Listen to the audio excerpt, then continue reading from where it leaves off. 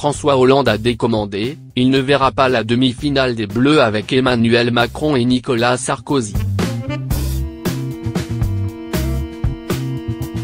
Grand passionné de ballon rond, François Hollande vient pourtant d'annuler son vol pour la Russie alors qu'il devait assister à la demi-finale de l'équipe de France. En revanche, Emmanuel Macron et Nicolas Sarkozy seront bien de la partie comme le révèle Le Parisien. Emploi du temps trop chargé.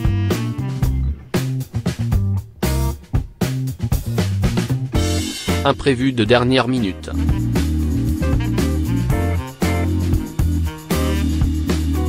L'histoire ne dit pas pour le moment pourquoi François Hollande ne sera pas dans les tribunes du Saint Petersburg Stadium, en Russie, pour acclamer les Bleus.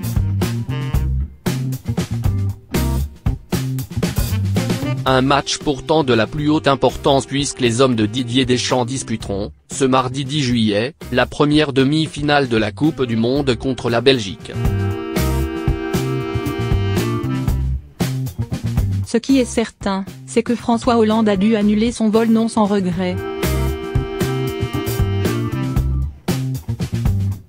Et pour cause, l'ancien locataire de l'Élysée voue un véritable culte au football. Tout comme sa compagne, Julie Gaillet, qui a d'ailleurs elle-même pratiqué ce sport et avec laquelle il regarde les matchs à la télévision dès qu'il le peut.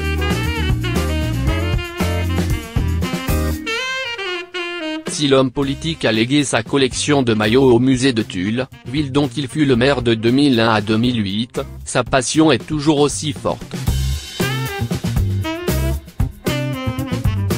Durant sa retraite, François Hollande a d'ailleurs mis sa notoriété au service d'un petit club local. Preuve qu'il reste un inconditionnel du ballon rond même loin de la scène politique. Nicolas Sarkozy, team PSG, et Emmanuel Macron, grand supporter de l'Olympique de Marseille, eux seront bien à Saint-Pétersbourg pour encourager l'équipe de France. Tout comme les familles des joueurs, présentes depuis le début de la compétition.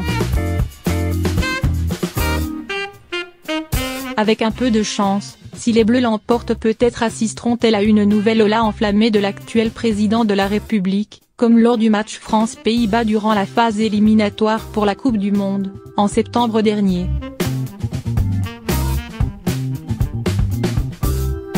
Biographie.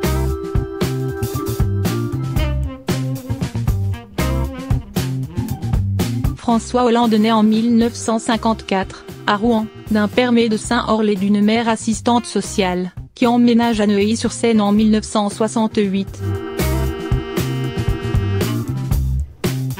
Après des études de droit et à l'Institut d'études politiques de Paris, il est diplômé de l'ENA, en 1980, dans la promotion Voltaire, où il fait la connaissance de Ségolène Royal. Réformé pour cause de myopie, il obtient néanmoins de faire son service militaire dans le génie. Il devient ensuite conseiller à la Cour des comptes. Après avoir adhéré au Parti socialiste en 1979, suite à l'élection de François Mitterrand à la présidence de la République, en 1981, François Hollande devient chargé de mission à l'Élysée, qui le parachute en Corrèze lors des élections législatives suivantes, contre Jacques Chirac.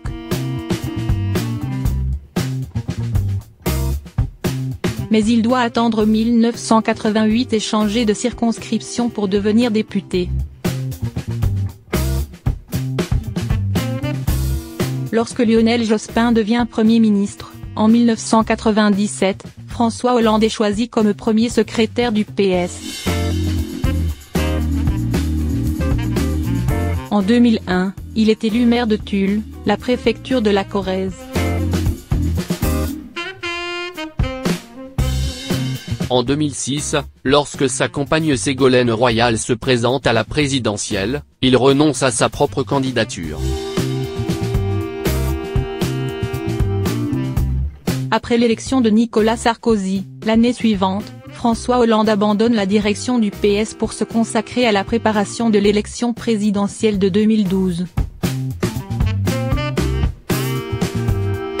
Vainqueur de la primaire de la gauche contre Martine Aubry, en 2011, il est élu président de la République, le 6 mai 2012, grâce notamment au ralliement entre les deux tours du centriste François Bayrou. Le début du quinquennat de François Hollande est marqué par le vote de la loi du 23 avril 2013 autorisant le mariage des couples de même sexe.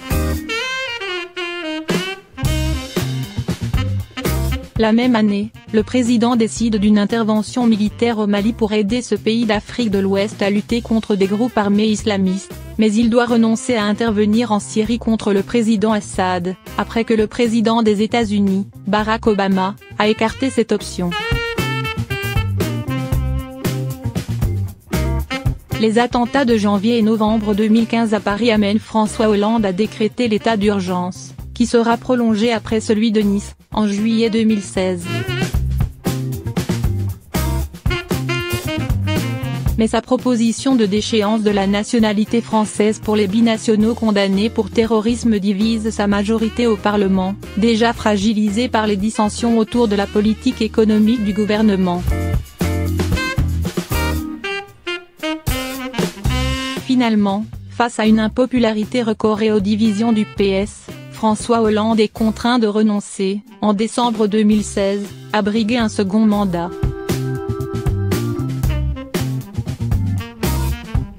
Côté vie privée, de la fin des années 1970 jusqu'en juin 2007, François Hollande a vécu avec Ségolène Royal, avec qui ils ont eu 4 enfants. Il a eu ensuite une relation avec la journaliste Valérie Trierweiler, avec qui il a rompu en janvier 2014, après que le magazine Closer a rendu publique sa liaison avec l'actrice Julie Gaillet. Biographie.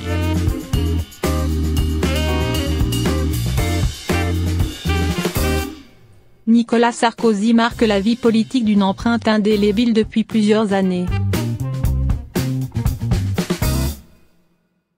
Né le 28 janvier 1955, à Paris, Nicolas Sarkozy, de son nom complet Sarkozy de Nagui Bokça, est le fils de Pál Sarkozy de Nagui Bokça, un Hongrois ayant immigré en France, et d'André Mala, française d'origine séfarade. Avec une maîtrise de droit obtenue en 1978 et un DEA en sciences politiques, le jeune Nicolas Sarkozy devient avocat. Mais la passion de la politique finit par le rattraper, et il s'engage en 1977 au sein du RPR pendant ses études. C'est en 1982 qu'il épouse sa première femme, Marie-Dominique Cuglioli, avec laquelle il a 2 enfants, Pierre et Jean. L'année suivante signe son premier succès électoral. Il devient maire de Neuilly-sur-Seine à l'âge de 28 ans. Parallèlement, il s'investit auprès des cadres de son parti, et gravit les échelons. En 1988, il devient député des Hauts-de-Seine et très vite, de plus hautes responsabilités lui sont confiées. Tour à tour porte-parole du gouvernement, ministre du budget et ministre de la communication, Nicolas Sarkozy approche le pouvoir de près. C'est d'ailleurs en 1996 qu'il divorce et épouse Cécilia Siganer Albéniz, l'ex-femme de Jacques Martin, dont il est tombé éperdument amoureux. Ensemble, ils donnent naissance à Louis. L'année 1997 signe un coup d'arrêt brutal à sa carrière. En soutenant Édouard Balladur, l'homme s'est attiré les foudres de Jacques Chirac alors élu à la présidence. Il lui lui faudra attendre 2002 pour retrouver le gouvernement comme ministre de l'Intérieur puis ministre de l'Économie, des Finances et de l'Industrie. En 2004, il est élu président de l'UMP, et il retrouve le pouvoir en 2005 en tant que ministre de l'Industrie. En 2007, Nicolas Sarkozy accède à la fonction dont il rêve depuis son enfance, la présidence de la République.